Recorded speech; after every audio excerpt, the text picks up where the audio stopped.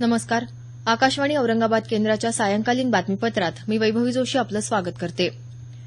HDFC बँकेच्या एटीएममधून पैसे काढण्याच्या नियमात कुठलाही बदल झाला नसून नव्यानं कोणतंही शुल्क आकारलं जाणार नाही असं बँकेकडून स्पष्ट करण्यात आलं आहे. मात्र बँकेच्या शाखेमध्ये रोख पैसे जमा करताना तसंच काढताना आयकराबाबत नवे नियम लागू होतील असं एचडीएफसी बँकेनं ट्विटरवरील आपल्या संदेशात स्पष्ट केलं आहे. मुंबईत आज मुख्यमंत्री देवेंद्र फडणवीस यांच्या शासकीय निवासस्थानी राज्य मंत्रिमंडळाची बैठक झाली. अर्थसंकल्पीय अधिवेशनाच्या पहिल्या दिवशी राज्य विधिमंडळाच्या दोन्ही सभागृहांच्या संयुक्त बैठकीसमोर राज्यपाल सी विद्यासागर राव करणार असलेल्या अभिभाषणाच्या मसुद्यावर या बैठकीत चर्चा करण्यात आली. महानगरपालिका आणि जिल्हा परिषदांच्या निवडणुकीनंतर प्रथमच झालेल्या या बैठकीत शिवसेनेचे मंत्री उपस्थित होते. मुंबई महापालिकेत शिवसेना आणि भारतीय जनता पक्ष एकत्र येतील असा विश्वास महसूल मंत्री चंद्रकांत पाटील यांनी व्यक्त केला आहे. ते कोल्हापूर इथं वार्ताहरांशी बोलत होते. काही गोष्टींची औपचारिकता पूर्ण झाल्यावर शिवसेना भाजप नक्कीच एकत्र येतील असं ते म्हणाले.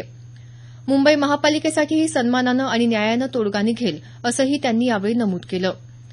मुंबईच्या महापौरपदासाठी येत्या 8 तारखेला निवडणूक होणार असून त्यासाठी उमेदवारी अर्ज भरण्याचा उद्या अखेरचा दिवस आहे. दरम्यान मुंबई महापालिकेत अखिल भारतीय सेनेच्या एकमेव नगरसेवक गीता गवळी यांनी भाजपला पाठिंबा जाहीर केला आहे. यामुळे आता भाजपचं संख्याबळ 86 झालं आहे. वैद्यकीय अभ्यासक्रमांच्या प्रवेशासाठी असलेल्या राष्ट्रीय पात्रता प्रवेश परीक्षा एनईईटीमध्ये उर्दू माध्यमाचा समावेश करावा अशा आशयाची मागणी करणारी याचिका विद्यार्थी इस्लामिक संघटनेनं सर्वोच्च न्यायालयात दाखल केली आहे. न्यायालयानं या संदर्भात केंद्र सरकार आणि भारतीय वैद्यकीय परिषदेला उत्तर देण्यास सांगितलं आहे. यावरील पुढील सुनावणी पुढच्या शुक्रवारी 10 मार्चला होणार आहे. महाराष्ट्र आणि तेलंगणा सरकारनं नीट परीक्षेत उर्दू माध्यमाचा समावेश करण्यास संमती दर्शवली असल्याचं याचिकाकर्त्यांच्या वकिलांकडून सांगण्यात आलं आहे. सध्या नीट परीक्षा हिंदी, इंग्रजी, गुजराती, मराठी, उडिया, बंगाली, आसामी, तेलुगू, तमिळ आणि कन्नड या भाषांमध्ये घेतली जाते. रेल्वे मार्गांवर दुरुस्ती काम करणाऱ्या कर्मचाऱ्यांच्या सुरक्षेसाठी 1 लाख कोटी रुपयांची तरतूद असल्याची माहिती रेल्वे मंत्री सुरेश प्रभू यांनी दिली आहे. पश्चिम रेल्वे मजदूर संघातर्फे मुंबई इथं आयोजित एका परिषदेत ते आज बोलत होते. यात रेल्वे मंत्री दूरदृश्य संवाद प्रणालीच्या माध्यमातून सहभागी झाले होते.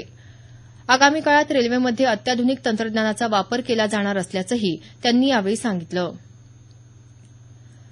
या वर्षाअखेरपर्यंत मराठवाड्यातले एकूण 1200 किलोमीटर लांबीच्या रस्त्यांची कामं पूर्ण करण्यात येणार असल्याचं सार्वजनिक बांधकाम विभागाचे मुख्य अभियंता मुकुंद सुरकुतवार यांनी सांगितलं.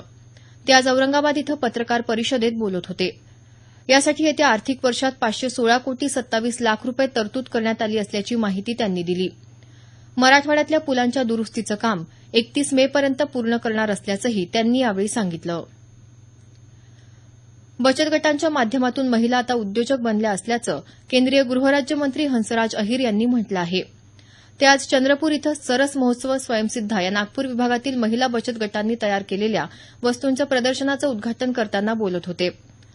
महिला बचत गटांनी अधिक दर्जेदार वस्तू तयार करण्याचं आवाहन त्यांनी यावेळी केलं.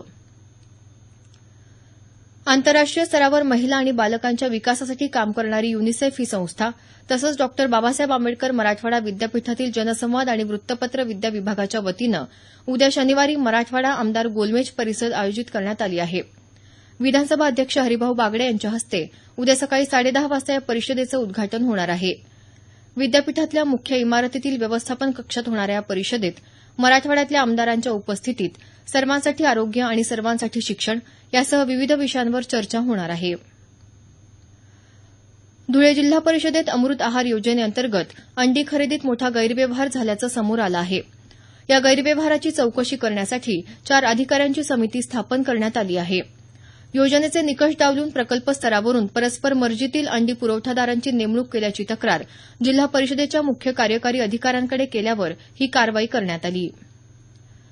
याबरोबरच हे बातमीपत्र संपलं. आमचं यानंतरचं बातमीपत्र उद्या सकाळी 6:50 वाजून 50 मिनिटांनी.